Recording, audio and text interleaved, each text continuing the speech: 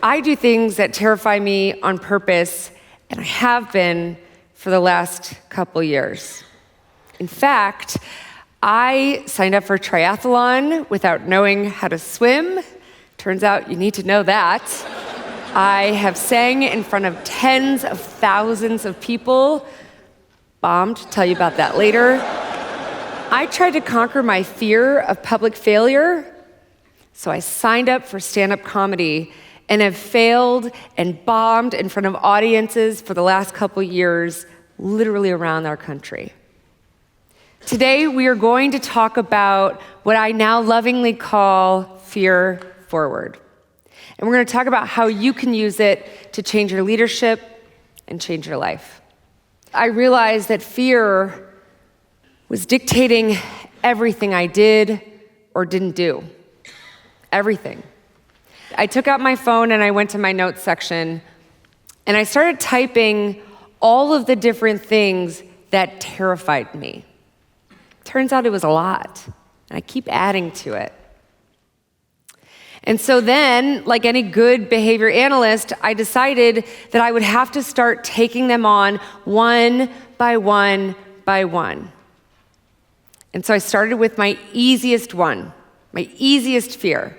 It's kind of embarrassing to tell you about it, but I'm going to anyway because I don't want you to stop yourself from taking on a fear just because it seems silly or trivial. I had this fear of not showing up to meetings in a certain way. So I took on the fear and I went to a meeting without makeup, wearing a hoodie, and a really important meeting. And the day of, the call's about to start, I'm sitting in front of my desk, I see the client is on the call, I jump on the call, and I turn on my camera. And he goes, no, he didn't do that at all. He didn't do that at all. You know what happened? Nothing happened. There was no aha moment, there was no light bulb moment, nothing. The call started, the call happened, and the call ended, and nothing. You know what I realized? Sometimes what we think is so hard or scary actually isn't. And instead, sometimes the hardest part of fear is just starting. It's just showing up. And I gotta tell you, funny enough, I thought those were the two biggest lessons of that day, until about a week later. I was on with a huge client, and we had gone off and done our competitive analysis and our market research, and I was on to build out this huge strategy. And so the top executive jumps on the call, and almost immediately, you can tell something's off. And he goes, hey guys, I don't know how to tell you this, but I'm not okay. My best friend's daughter just died. And I found myself caught up in this moment. Man, I could feel my whole heart break for him. This is probably one of the saddest things I think a parent could possibly go through. And now he's watching his best friend go through it, and he's in tears, and now I feel my eyes welling up. And I take a step back, and I realize I'm the only woman on the call. I'm the youngest person on the call. And oh, by the way, I'm supposed to be the strategist solving this big problem for my client. And so I thought to myself, I better turn off my camera. I want to be professional. This is embarrassing. Then I thought back to the last time I left my camera on. And I thought to myself, I do scary things now. Fear forward, right? And that's when I learned it's not about what other people think or what they see. And this is important for my overthinkers in the room. It's our job to show up as our best, most authentic self. And then it's their job to figure out what to do with it. So I left my camera on. I let them see me. Call went on, and we did solve that big problem. And then about an hour later, I got an email from the client.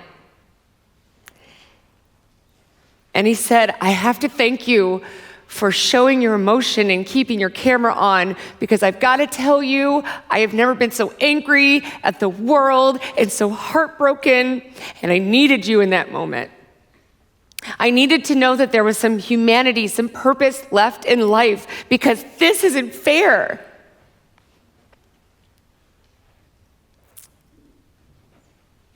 And you know what? I am so glad that they got to see me on that call. I am so glad that I didn't hide. And I'm so glad and a little bit scared, if I'm being honest, that I get to share this with you right now. Because the thing is, we're not meant to live without difficult times or not to be scared.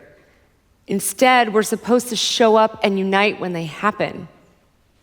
See, that's authenticity. That's influence. That's leadership. And then I got this little voice in the back of my head that said, boy, we should share this with other people.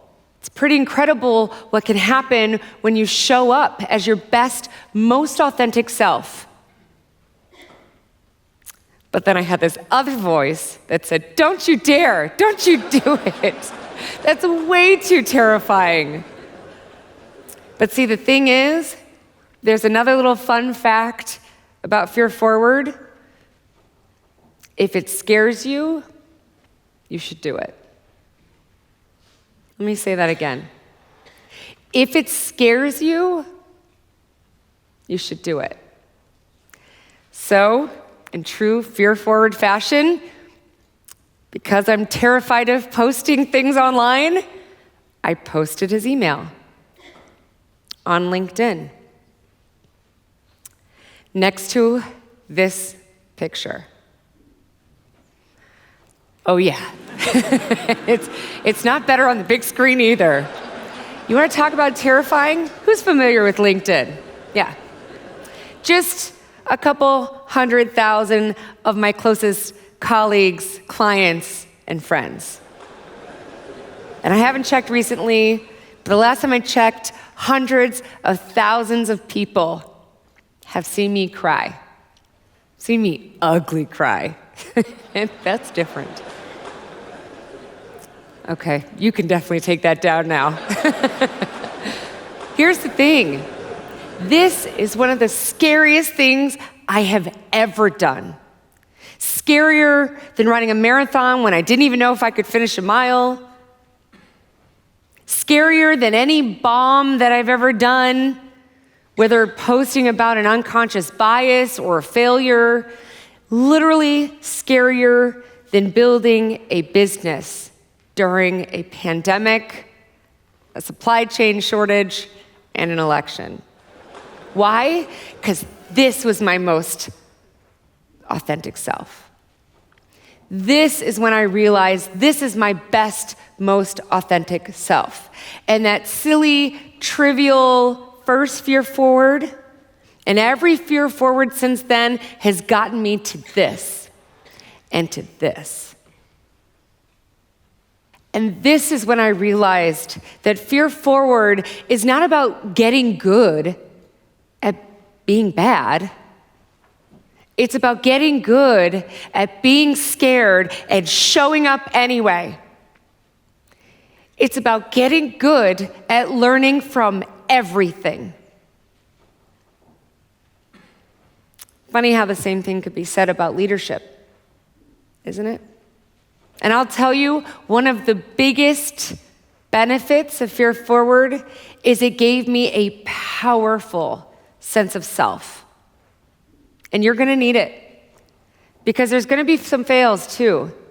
Man, have I had some big fails. I remember the first time I was invited by this multi-billion-dollar company. I think they do like 60 or 80 billion a year. And I'm on my book tour, and I'm invited to speak. And I was so nervous, I didn't get on the stage. I did my speech from down there. I did.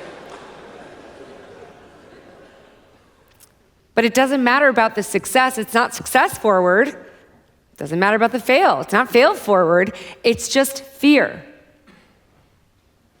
The art of fear forward is just fear forward. Don't hide the good. Don't hide the bad. Just show up completely. And here's the thing. What scares you most will change your life. And it really does get better. I made it up on stage today, so we're already winning. Worked out for both of us, didn't it? By the way, there's a lot of science behind this, because sometimes the hardest part is just showing up, terrified and all. And you're being asked to lead some giant businesses. And you're gonna have to do some scary stuff. So you better get pretty good at fearing forward. And so with that, I hope each and every one of you bomb. I mean that in the nicest way. Because what scares you most will change your life. And fortunately, fear forward's kind of easy. Don't hide the good. Don't hide the bad. Just show up completely, terrified and all. Thank you.